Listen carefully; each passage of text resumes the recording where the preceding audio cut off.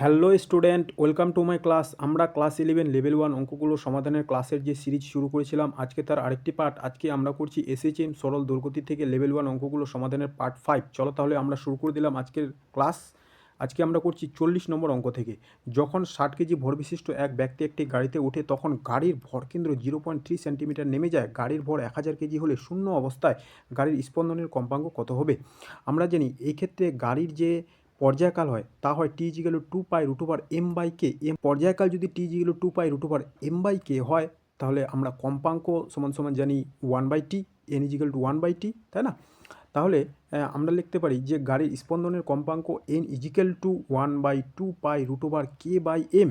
এবার আমাদের এই কম্পাঙ্ক নির্ণয় করতে হলে কে এবং কে নির্ণয় করতে হবে। এম তো আমাদের জানাই আছে 1000 কেজি। ওকে, তো এক্ষেত্রে 60 কেজি ভর বিশিষ্ট ব্যক্তি গাড়িতে ওঠার পরে গাড়ির ভরকেন্দ্রের সরণ হয় 0.3 সেন্টিমিটার, তাই না?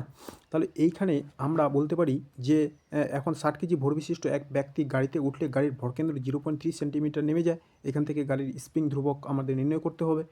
হ্যাঁ, আমরা জানি এই এসএইচএম এর ক্ষেত্রে কী হয়, এফ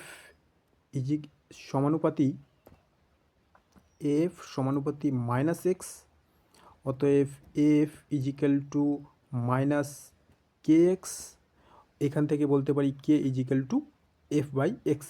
নেগেটিভ চিহ্ন আমরা নিলাম না। তাহলে এফ কত? 60 কেজি ভর বিশিষ্ট ব্যক্তি, অতএব তার ওজন বা বল হয়ে যাবে 60 × 9.8। এবং এক্স কত? 0.3 সেন্টিমিটার। একে মিটারে করলে 0.3 × 10⁻²। এটাকে ক্যালকুলেশন করলে হয় 196 × 10⁻³ নিউটন পার মিটার। তাহলে আমরা বলতে পারি কম্পাঙ্ক n equal to 1/2 pi. N equal to 1/2 pi root over k by m. সব মানগুলো এখানে আমরা বসাবো। 1/2 পাইয়ের মান 22/7 এবং রুট ওভার কে এর মান 196 × 10⁻³ এবং এম এর মান 1000। ওকে, তাহলে এইগুলো ক্যালকুলেশন করলে আমরা যেটা পাই সেটা হচ্ছে 7 × 14, নিচে হচ্ছে 44। এটাকে হচ্ছে ক্যালকুলেশন করলে 2.23 পার সেকেন্ড। এটা হলো আমাদের উত্তর। এরপর আমরা চলে গেলাম কোশ্চেন নম্বর 41, 41 নম্বর কোশ্চেন। সরি, কী বলা হয়েছে? এম ভর বিশিষ্ট দুটি সমরূপ বস্তুকে কে স্প্রিং ধ্রুবক বিশিষ্ট একটি স্প্রিং দ্বারা যুক্ত করে একটি ঘর্ষণবিহীন মেঝের উপর রাখা হলো। স্প্রিংটিকে সামান্য সংনমিত করে ছেড়ে দিলে ওই বস্তুতন্ত্রের স্পন্দনের কম্পাঙ্ক কত হবে? এম ভর বিশিষ্ট দুটি সমরূপ বস্তুকে কে স্প্রিং ধ্রুবক বিশিষ্ট একটা স্প্রিংয়ের মধ্যে যুক্ত করে ঘর্ষণহীন মেঝের উপরে সামান্য সংনমিত করে ছেড়ে দেওয়া হয়েছিল, তাই না? তো এই হলো আমাদের সিস্টেম, যেখানে এম ভর বিশিষ্ট দুটি বস্তুকে কে স্প্রিং ধ্রুবক বিশিষ্ট একটি স্প্রিংয়ের সঙ্গে যুক্ত করা হয়েছে, এরপরে সংনমিত করে ছেড়ে দেওয়া হয়েছে। তাহলে এই ক্ষেত্রে আমাদের যে রুলটা প্রযুক্ত করতে হবে সেটা হচ্ছে পরিমিত ভর বা রিডিউস মাস। রিডিউস মাসের ক্ষেত্রে আমরা জানি এই দুটো ভরের যে রিডিউস মাস সেটা হয় m1 × m2 plus m1 plus m2। তাহলে প্রদত্ত প্রশ্নে পরিমিত ভর হবে, এখানে যেহেতু দুটোই ভর m তাই হবে m by m plus m square by 2m by 2। Okay, তাহলে আমরা পরিমিত ভর পেয়ে গেলাম। অতএব আমরা বলতে পারি এম ভর বিশিষ্ট দুটি বস্তু কে স্প্রিং ধ্রুবক বিশিষ্ট একটি স্প্রিং দ্বারা যুক্ত থাকলে স্পন্দনের কম্পাঙ্ক t equal to 2 pi root over m/2k। কারণ এখানে সাধারণত যে ফর্মুলাটা হয় সেটা ছিল t equal to 2 pi root over m/k, তাই না? Root over m/k। এখানে m তো m/2, তাই এটা হয়ে গেছে m/2k। অতএব কম্পাঙ্ক ইজিক্যাল টু 1/t। অতএব উত্তর হবে 1/2 pi root over 2k by m। Okay, এটা হলো আমাদের উত্তর। কম্পাঙ্ক n equal to 1/t, 1/2 pi root over 2k by m। এবার একটু আমরা দেখে নেব এই যে 2 ব্লক সিস্টেমের ক্ষেত্রে আমরা যেটা ব্যবহার করেছিলাম সেটা হচ্ছে এই 2 ব্লক সিস্টেম এর মধ্যে পরিমিত ভর বা রিডিউস মাসের যে রাশিমালা সেটা হয় m1 m2/m1 প্লাস m2, তাই তো? কী করে সেটা আসছে, তাহলে দেখো যে mn এটা হলো নিউক্লিয়াস, একে কেন্দ্র করে me একটা ইলেকট্রন যার মাস me সেটা আবর্তন করছে। এদের টোটাল ডিস্টেন্স এখান থেকে এতদূর, এই ডিস্টেন্সটা r। যেহেতু নিউক্লিয়াসের ভর ইলেকট্রনের ভরের মধ্যে পার্থক্য আছে, তাই আমরা ধরলাম এদের যে সেন্টার অফ মাস এই বিন্দুতে অবস্থিত। সেন্টার অফ মাস এই বিন্দুতে অবস্থিত। এই বিন্দুটা নিউক্লিয়াস থেকে r1 দূরে এবং ইলেকট্রন থেকে r2 দূরে অবস্থিত। ঠিক আছে, এখানে লেখা আছে দেখো, ধরি mn নিউক্লিয়াসকে কেন্দ্র করে me ইলেকট্রন প্রদক্ষিণ করছে। mn ও me এর দূরত্ব r, mn থেকে কম সেন্টার অফ মাস এর দূরত্ব r1 এবং me থেকে সেন্টার অফ মাসের দূরত্ব r2। স্থিতিবিজ্ঞান থেকে আমরা জানি এই যে সেন্টার অফ মাসের দূরত্ব কী করে বের করতে হয়, r1 সমান সমান r me by mn plus me এবং r2 equal to r mn plus me। অতএব আমরা বলতে পারি যখনই ইলেকট্রন ওই নিউক্লিয়াসকে কেন্দ্র করে বৃত্তাকারে পরিভ্রমণ করবে তার জন্য অভিকেন্দ্র বল m ওমেগা স্কোয়ার r, এক্ষেত্রে r2, তাই না? আবার r2 সমান সমান এই মানটা আমরা বসাবো m omega square r mn by mn plus me। Okay, তাহলে এটাকে যদি ক্যালকুলেশন করি তাহলে আমরা পাই mn me by mn plus me omega square r। অতএব এই যে mn me by mn plus me এটাকেই আমরা বললাম মিউ বা পরিমিত ভর। এই পরিমিত ভরের রাশিমালাটা হয়ে গেল তাহলে mn me by mn plus me, উপরে গুণ নিচে যোগ। ওকে, ঠিক আছে। তাহলে এরপর আমরা চলে গেলাম কোশ্চেন নম্বর 42। 1.8 সেকেন্ড ও 2.0 সেকেন্ড পর্যায়কাল বিশিষ্ট দুটি দোলককে একসঙ্গে দোলানো হলো। দ্রুততর গতির দোলকটি কত সেকেন্ড পরে প্রথম দোলকের একটি বেশি দোলন সম্পন্ন করবে? আচ্ছা, পর্যায়কাল দেওয়া আছে 1.8 এবং 2.0। বলা হয়েছে যে দ্রুততর দোলকটি কত সেকেন্ড পরে প্রথম দোলকের থেকে একটি বেশি দোলন সম্পন্ন করবে।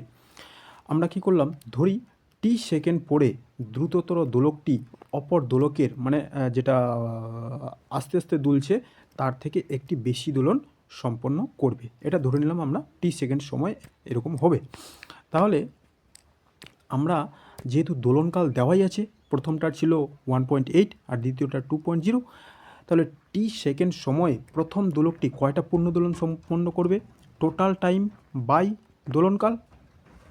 এবং দ্বিতীয় দোলকটি কয়টা পূর্ণ দোলন সম্পন্ন করবে? টোটাল টাইম বাই দোলনকাল। এদের ডিফারেন্সটাই কত হতে হবে? 1। অতএব প্রশ্নানুসারে আমরা লিখতে পারি T by 1.8 minus T by 2 equal to 1। এবার এটাকে সিম্পল ক্যালকুলেশন করো, লসাগু হয়ে গেল 2 ইন্টু 1.8, তাহলে এটাতে 2t, এটাতে 1.8 ইন্টু টি ইজিক্যাল টু 1। অতএব এটা মাইনাস করলে হয় 0.2t ইজিক্যাল টু, গুণ করে দিলে এটা গুণ করে দিলে 3.6। অতএব t equal to 3.6 by 0.2, t equal to 3.6 by 0.2 সমান সমান 18 সেকেন্ড। কমপ্লিট। অতএব উত্তর হবে 18 সেকেন্ড।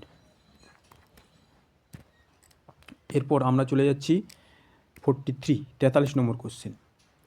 16 সেন্টিমিটার দীর্ঘ একটি ধাতব চোঙ পারদে ভাসছে, এটিকে সামান্য ডুবিয়ে ছেড়ে দেওয়া হলো। চোঙের দোলনের পর্যায়কাল নির্ণয় করো। দেওয়া আছে G equal to 981 centimetre second square, ধাতুর ঘনত্ব 8.9 GM পার সিসি, পারদের ঘনত্ব 13.6 GM পার সিসি। ওকে, অর্থাৎ 16 সেন্টিমিটার দীর্ঘ একটা চোঙ পারদে ভাসছে।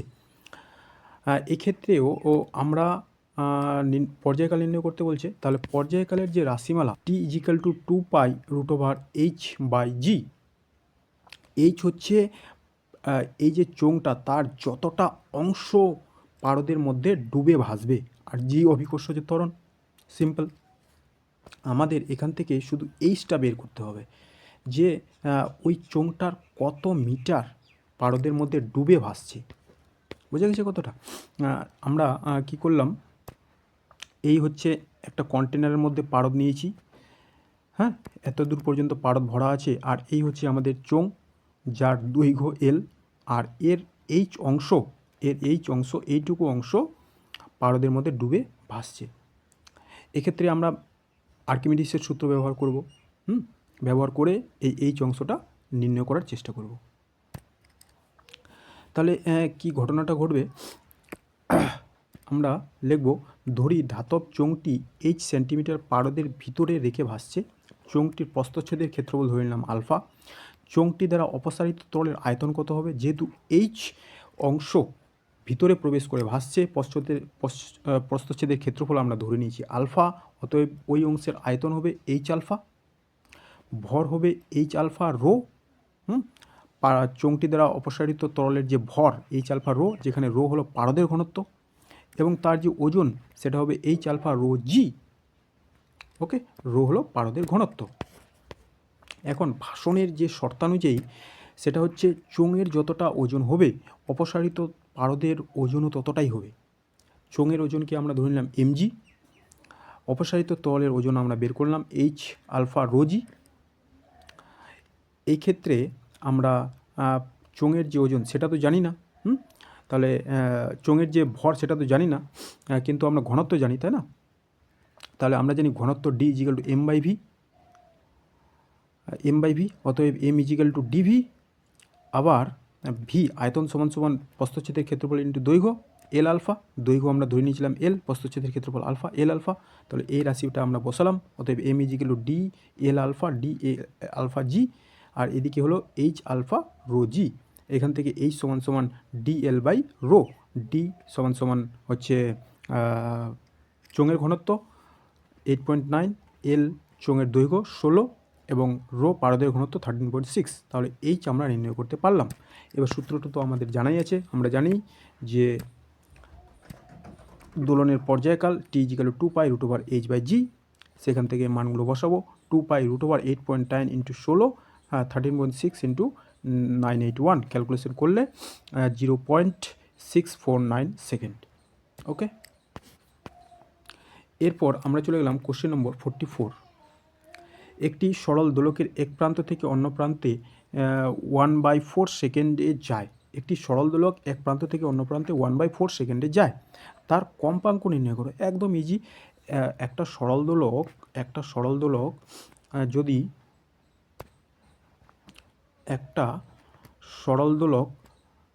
যদি এক প্রান্ত থেকে অন্য প্রান্তে, এইখান থেকে যাত্রা শুরু করেছে, এটা হলো এক প্রান্ত, আর এটা হলো অপর প্রান্ত, এখান থেকে এখানে যায় 1/4 সেকেন্ডে। তাহলে এখান থেকে এখানে ফিরেও আসবে 1/4 সেকেন্ডে। এটাই হলো একটা পর্যায়কাল। তাহলে টোটাল সময় লাগবে কত? 1/4 প্লাস 1/4। তাহলে কী লেখা আছে? একটি সরল দোলক এক প্রান্ত থেকে অন্য প্রান্তে যায় 1/4 সেকেন্ডে, অতএব তার পর্যায়কাল T equal two 1/4 plus 1/4, calculation করলে হয় 1/2 সেকেন্ড। অতএব কম্পাঙ্ক আমরা জানি 1/t, অতএব 1/1/t করলে 2 হার্জ। ঠিক আছে। এরপরে কোশ্চেন নম্বর 45। সিজিএস পদ্ধতিতে সেকেন্ড দোলকের দৈর্ঘ্য নির্ণয় করো। সেকেন্ড দোলক কাকে বলা হয়? যার পর্যায়কাল 2 সেকেন্ড। আমরা জানি সেকেন্ড দোলকের পর্যায়কাল হয় 2 সেকেন্ড, এল যেখানে সেকেন্ড দোলকের দৈর্ঘ্য, এবং তার পর্যায়কালের ফর্মুলা হচ্ছে T equal to 2 pi root over L by G. তাহলে T equal to 2 pi root over L by G, 2 কেটে যাবে, থাকলো 1 pi root over L by G. এটাকে বর্গ করে দেবো, 1 equal to pi square L by G, অতএব L pi square equal to G, অতএব L equal to G by pi square. Calculation করলে জি এর মান 981 এবং পাই এর মান 3.4 এর স্কোয়ার করলে 99.40 সেন্টিমিটার। এরপর আমরা করছি 46। দুটি সরল সুসঞ্জস্য গতির সমীকরণ যথাক্রমে x1 is equal to A sine omega T plus delta 1 এবং x2 is equal to A sine omega T plus delta 2 পরস্পরের পরিপাতের ফলে লব্ধি তরঙ্গের বিস্তার। আচ্ছা, এবার আমরা চলে গেলাম লব্ধি তরঙ্গের ক্ষেত্রে। আমরা লব্ধি তরঙ্গের অর্থাৎ তরঙ্গের উপরিপাতের যে নিয়ম সেই অনুযায়ী লিখতে পারি লব্ধি তরঙ্গের সমীকরণ x equal to x1 plus x2, simple যোগ করে দেবো লব্ধি তরঙ্গের সমীকরণ বের করার ক্ষেত্রে। অতএব x ইজিক্যাল টু x1টা কত দেওয়া ছিল? এ সাইন ওমেগা টি প্লাস ডেল্টা 1, এটা লিখে দিলাম এ সাইন ওমেগা টি প্লাস ডেল্টা 1। x2টা কত লেখা ছিল? এ সাইন ওমেগা টি প্লাস ডেল্টা 2, এ সাইন ওমেগা টি প্লাস ডেল্টা 2। এখানে যেহেতু এখানেও যেহেতু এ কমন নিলাম, তাহলে থাকছে সাইন ওমেগা টি প্লাস ডেল্টা 1 সাইন ওমেগা টি প্লাস ডেল্টা 2। এবার এটাকে আমরা sine c plus sine d এর ফর্মুলা ব্যবহার করব। আমরা জানি sine c plus sine d, sine c plus sine d 2 sine c plus D by 2 cos C minus D by 2। Okay, তাহলে এইখানে আমরা লিখব টু এ তো ছিলই sine c plus D by two, এটা সি এটা D, C plus D by two এবং cos C minus D by two. তাহলে ওমেগাটি কেটে যাবে। এখানে থাকছে two sine omega T delta one plus delta two by T, এখানে cos delta one minus delta two by T. অতএব আমাদের যে স্ট্যান্ডার্ড সমীকরণ সেটা হয় X equal to A sine omega T plus phi. এটা হলো বিস্তার। তাহলে এইটুকু তো সাইন প্লাস ওমেগা টি প্লাস থিটা বা আলফা, তাই না? আর এই যে বাকিটা এটা আর এটা মিলে হয়ে গেল বিস্তার। এর সমতুল্য হবে এই দুটো রাশি, তাই বিস্তার হয়ে যাবে two a cos delta one minus delta two by two. এটাই হলো তার বিস্তার। ওকে, আমাকে এটাকে স্ট্যান্ডার্ড সমীকরণের সঙ্গে তুলনা করতে হবে। ঠিক আছে, এরপর আমি চলে গেলাম কোশ্চেন নম্বর 47। একই কম্পাঙ্ক ও বিস্তারের দুটি সরল দোলগতি একটি কণার উপর ক্রিয়াশীল। যদি লব্ধি বিস্তার যে কোনো একটি সরল দোলগতির বিস্তারের সমান হয় তাহলে প্রযুক্ত সরল দোলগতির দশা পার্থক্য নির্ণয় করো। আচ্ছা, এবার দশা পার্থক্য নির্ণয় করতে বলছে। যে দুটো সরল দোলগতি দেওয়া আছে তাদের কম্পাঙ্ক বিস্তার একই, আবার লব্ধি তরঙ্গের বিস্তার যে কোনো একটি বিস্তারের সমান। তাহলে আমরা ধরে নিব প্রথম সরল দোলগতির এসএইচএম এর সমীকরণ Y one is equal to A sign omega t এবং দ্বিতীয়টির সমীকরণ Y two is equal to A sign omega t plus delta. যেহেতু তাদের মধ্যে দশা পার্থক্য নির্ণয় করতে হবে তাহলে আমরা এই দশা পার্থক্যকে ধরে নিলাম ডেল্টা। ওকে, এবার লব্ধি আমরা বের করার জন্য সরাসরি যোগ করে দেবো Y equal to Y one plus Y two. অতএব এই দুটো সমীকরণকে লিখে এ কমন নিলে আমরা পাই sine omega t plus sine omega t plus delta. এবার সাইন এ প্লাস বি এর ফর্মুলা এখানে আমরা ফেলে দেবো। সাইন ওমেগাটি প্লাস ডেল্টা এই জায়গায়। তাহলে এটা হচ্ছে, এটা আমরা লিখে দিলাম যেরকম আছে। এটা হচ্ছে সাইন এ কস বি প্লাস কস এ সাইন বি, তাই না? এবার আমরা কি করছি দেখো, এইখানেও সাইন ওমেগাটি, এখানেও সাইন ওমেগাটি আছে, তাই না? এখানে সাইন ওমেগাটি, এখানে সাইন ওমেগাটি, এখান থেকে সাইন ওমেগাটি কমন নিলাম, থাকছে ওয়ান প্লাস কস ডেল্টা।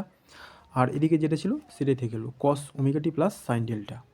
ওকে, আচ্ছা, তারপরে আমরা কি করব, এই যে ওয়ান প্লাস কস ডেল্টা এটাকে লিখলাম কস ফাই, আর এই যে সাইন ডেল্টা এটাকে লিখলাম সাইন ফাই। তাহলে কি হচ্ছে, এটা সাইনে কস বি, কসে সাইন বি। অতএব সাইন এ প্লাস বি এই ফর্মুলার মধ্যে এটা আবার পড়ে গেল, তাই না? এটা পড়ে গেল সাইন ওমেগাটি প্লাস ফাই। এখানে যেগুলো করা হয়েছে সেগুলো লেখা হয়েছে। ওয়ান প্লাস কস ডেল্টাকে আমরা লিখেছি কস ফাই, সাইন ডেল্টাকে লিখেছি সাইন ফাই। এবার এই সমীকরণ দুটাকে 1 নং ও 2 নং নাম দিলাম, এদেরকে আমরা বর্গ করে দেবো। তাহলে সাইন স্কোয়ার কস স্কোয়ার, এটা সাইন স্কোয়ার এটা cos square, cos square phi, sine square phi plus cos square phi, এদিকেও স্কোয়ার করে দেবো। এদিকে স্কোয়ার করলে এটা সাইন স্কোয়ার ডেল্টা, এদিকে বর্গ করে দিলে কস স্কোয়ার ডেল্টা 1 প্লাস 2 কস ডেল্টা। ঠিক আছে, এইটুকু সমান সমান 1, এইটুকু সমান সমান 1, আরেকটা 1 ছিল এখানে, এবং 2 কস ডেল্টা। তাহলে 2 কস ডেল্টা সমান সমান হয়ে যাবে -1, হ্যাঁ, আর কস ডেল্টা সমান সমান -1/2। এবার কস কত ডিগ্রির মান -1/2, কস 120 ডিগ্রির মান -1/2, তাই না? -1/2 সমান সমান কস 120 ডিগ্রি। অতএব ডেল্টা ইজিক্যাল 120 ডিগ্রি সমান সমান 2π/3। কমপ্লিট। এরপর আমরা চলে গেলাম কোশ্চেন নম্বর 48। পরস্পর লম্বভাবে ক্রিয়াশীল দুটি সরল দোলগতির সমীকরণ যথাক্রমে x equal to A sign omega t এবং Y equal to A sign omega t plus π/2। এদের লব্ধি গতি নির্ণয়। আমাদের যে প্রদত্ত সমীকরণ সেখানে কি দেওয়া আছে, x equal to A sign omega t এবং আরেকটা দেওয়া আছে Y equal to A sign omega t plus π/2। তাহলে আমরা জানি সাইন π/2 প্লাস থিটা সমান সমান হয় কস থিটা, তাই না? Sine π/2 plus theta equal to cos theta. তাহলে এটা আমরা এই নিয়মে কস ওমেগাটি লিখে দিলাম। অতএব আমরা এবার লিখব লব্ধিগতি। লব্ধিগতি Y dash equal to X plus Y. এই দুটো সমীকরণকে আমরা লিখেছি, লিখে যেহেতু দুটোতেই বিস্তার এ তাই এ কমন নিলাম, সাইন ওমেগাটি প্লাস কস ওমেগাটি। এবার কি করেছি, এখানে √2 এক্সট্রা নিয়ে 1/√2 এখানে লিখেছি, 1/√2 এখানে লিখেছি। তাতে কি সুবিধা হয়েছে, 1/√2 মানে cos π/4, 1/√2 মানে sin π/4। এইবার এটা sin a + b এর ফর্মুলায় পড়ে গেল। এটা sin a cos b, cos a sin b। তাহলে আমরা লিখলাম √2a sin ω t + π/4।